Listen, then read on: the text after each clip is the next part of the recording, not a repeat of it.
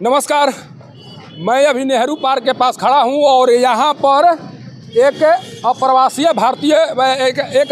भारतीय को निशाना बनाया गया है और जो गाड़ी खड़ी दिखाई पड़ रही है उस गाड़ी के साथ कुछ इस तरह की घटना को अंजाम दिया गया है जिसके बारे में आप सोच नहीं सकते हैं। सोचिए कि किस तरह से एक नई घटना यहाँ पर सामने आई है और इस घटना के बारे में जब सुनेंगे तो आप भी दंग रह जाएंगे। सोचिए कि दिन के अभी 1 बज रहे हैं और दिन दहाड़े पुरानी जीटी रोड पर एक अप्रवासी भारतीय को निशाना बनाया गया है और जिस तरह से निशाना बनाया गया है उसे समझने की ज़रूरत है। हमारे साथ अभी यहाँ पर मौजूद हैं, इन्हीं से बात कर जानने की कोशिश करेंगे कि आपके साथ क्या हुआ है। सर, थोड़ा सा परिचय अपना बता दिया जाए और क्या घटना आपके साथ घटित हुई वो बताइए।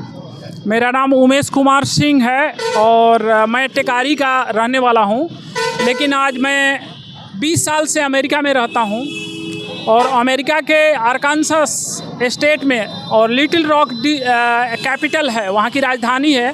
मैं वहाँ रहता हूँ और वहाँ से अपने घर पे शादी अटेंड करने के लिए आया हुआ था।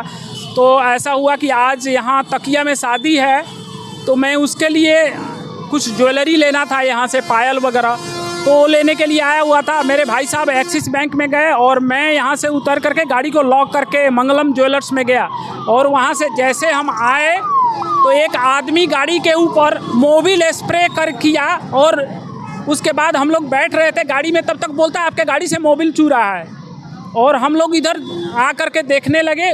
इतने बीच में आराम से दरवाज़ा खोल करके हमारा बैग था, बैग में US पासपोर्ट है, OCI है और दो साड़ी पड़ा हुआ था एक थैले में और एक बैग में ज्वेलरी था। 5200 रुपये का पायल था, अभी जस्ट खरीदा मंगलम से, वो ले करके वो चंपत हो गया। बाद में हम जब गए देखने लगे कि गाड़ी में कुछ नहीं है, भाई को बोला कि गाड़ी में कुछ नहीं है, तो उस समय यही घटना घटी है हमारे साथ। तो बड़ा ही दुर्भाग्य। जैसे ही घटना घटी थी उसके बाद किसी को सूचित किया गया है, किसी पुलिस थाने को फ़ोन की गई है? हाँ, जब घटना घटी मैंने देखा कि ये नहीं है, तब पुलिस उधर से आ रही थी, धर्मशाला साइड से आ रही थी। ये रुंगटा ब्रदर्स के सामने ही मैं पुलिस को रोका और उनसे रिक्वेस्ट किया कि यहाँ ये इस तरह की घटना हमारे साथ हुई है, लेकिन वो लोग बोले कि रिपोर्ट कीजिए आप थाना में जा कर के। और वो जो है साहब जो हैं यहाँ आए नहीं और वो लोग आगे चले गए। 15 मिनट के बाद यहाँ आकर के फिर हमारी इंक्वायरी ले रहे थे और यही सब घटना हुआ। अच्छा, जिस तरह का सहयोग आपको पुलिस के स्तर से मिलना चाहिए वो मिला? क्या लग रहा है, जिस तरह की उम्मीद किए हुए थे या जिस उम्मीद से आप फ़ोन किए थे उस उम्मीद के अनुसार आपको पुलिस के द्वारा हेल्प किया जा रहा है? एक्चुअली इमीडिएट मैंने जैसे बोला तो पुलिस यहाँ गाड़ी थी, वो बैक करके आ सकते थे, पूछ सकते थे, इंक्वायरी ले सकते उस समय, लेकिन वो उस समय नहीं आए। 15 मिनट के बाद वो आए। अच्छा, जो घटना घटित हुई है उसके बारे में आप क्या सोच रहे हैं? क्योंकि दिन के उजाले में यह घटना घटित हुई है, वैसे भी बिहार इस तरह की घटनाओं के लिए चर्चा में रहता है। आप विदेशों में रहते हैं, क्या विदेशों में भी इस तरह की घटनाएँ सामने आती हैं या बिहार में जो कुछ हो रहा है वो कहीं ना कहीं अन्य जगहों से अलग तरह की घटनाएं सामने आ रही हैं? विदेशों में इस तरह की घटनाएं नहीं होती हैं, लेकिन ये जो घटना है बहुत दुर्भाग्यपूर्ण है। हमने सोचा नहीं था कि हम जस्ट गाड़ी से बाहर आ रहे हैं, उतने बीच में हमको ऐसी जानकारी होती कि ऐसा घटना यहाँ हो रहा है, हमको नॉलेज होता तो हम गाड़ी को लॉक करके फिर बाहर आए हुए थे। गाड़ी जस्ट खोल करके हम दौड़ करके आए कि गाड़ी में हो क्या गया। अभी तो ब्रांड न्यू गाड़ी है, अभी महीना दिन पहले गाड़ी को लिया है और ऐसी घटना तो बड़े दुर्भाग्यपूर्ण है और बड़े ही दुख की बात है। क्या कहना चाहेंगे जो भी वरीय अधिकारी हैं उनसे, क्या कहना चाहेंगे, किस तरह का अपील करना चाहेंगे? हम यही चाहेंगे कि हमारा सहयोग चाहिए हमें। पासपोर्ट हमें 18 तारीख को मैं ट्रेवल कर रहा हूँ US के लिए। हमारे पास अभी पासपोर्ट US पासपोर्ट नहीं, बिना पासपोर्ट के बिना वीज़ा के हम फ्लाइट में चढ़ नहीं सकते हैं। हमारा पासपोर्ट और वीज़ा दोनों लेके चले गए। पासपोर्ट में US पासपोर्ट था और OCI है, ओरिजिन ऑफ इंडियन सिटीजन्स, जो हम भारत के नागरिक हैं उनके बिहाफ में हमको नागरिकता है। तो हमारा दोनों डॉक्यूमेंट्स वो लोग लेके चले गए, बैग के अंदर ही था, उनको पता नहीं चला होगा।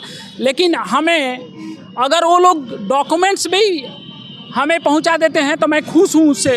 हमको डॉक्यूमेंट चाहिए। कब लौटना है आपको? हमको 18 मार्च को रिटर्न होना है। देखिए, ये एक अप्रवासी भारतीय हैं और जो घटना बता रहे हैं उसके अनुसार मैं आपको समझाने की कोशिश करता हूँ। एक व्यक्ति आता है और बताता है, उसके द्वारा इस गाड़ी पर स्प्रे किया जाता है। देखिए उसका निशान यहाँ पर पड़ा हुआ है।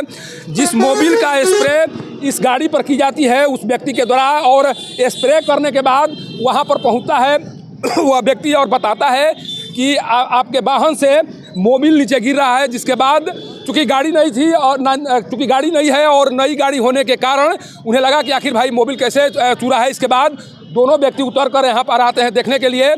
उसी क्रम में जिस तरह से उस व्यक्ति के द्वारा जो भी सामान रखे गए थे, जो भी उसमें बैग रखे गए थे, उसे उठाकर यहाँ से चंपत हो जाया जाता है। और इनके स्तर से जब पुलिस को सूचना दी जाती है, पुलिस आती है। आने के बाद जो भी प्रक्रिया है उसको पूरा करने में शायद पुलिस यहाँ पर दिखाई पड़ रही है। यहाँ पर सीसीटीवी कैमरे को खंगालने की कोशिश हो रही है।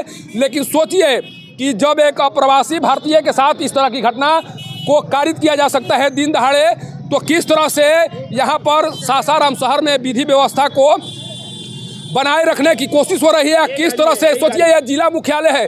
देखिए अभी यहाँ पर पुलिसकर्मी पहुँचे हुए हैं। सामने में पुलिसकर्मी दिखाई पड़ रहे हैं।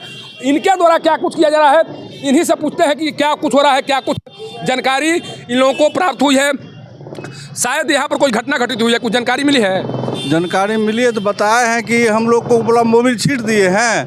हम लोग उतर के गए देखने के लिए, गाड़ी मोबाइल लेके भाग गए। तो हम लोग अपना गाड़ी घुमा के फिर आए यहाँ पर।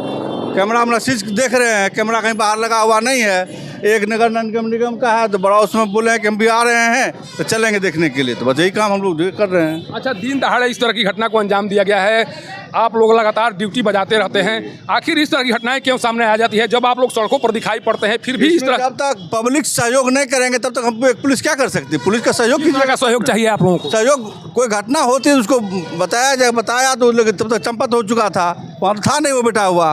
अगर पुलिस के स्तर से खौफ पैदा नहीं किए जाएंगे तब तक हम जा ही रहे थे, उधर घूम के आए हैं, जा ही रहे थे। अच्छा, ये जो घटना, जिस तरह से घटना को अंजाम दिया गया है, ये पहली घटना है?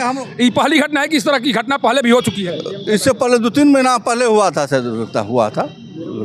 देखिए ये एसडीपीओ साहब भी आ चुके हैं और जिस तरह से एक अप्रवासी भारतीयों को निशाना बनाया गया है उसके बाद से पुलिस लगातार इस तरह की कोशिश कर रही है कि जो भी घटना कारित किए गए हैं उसका उद्भेदन हो सके। लेकिन सबसे बड़ा सवाल है कि दिन दहाड़े इस घटना को कारित करने वाले के मन में किस तरह के हौसले होंगे, जिस हौसले के बाद इस तरह की घटनाओं को अंजाम दिया गया है। ये सोचने वाली बात है और इसे पुलिस को समझना पड़ेगा।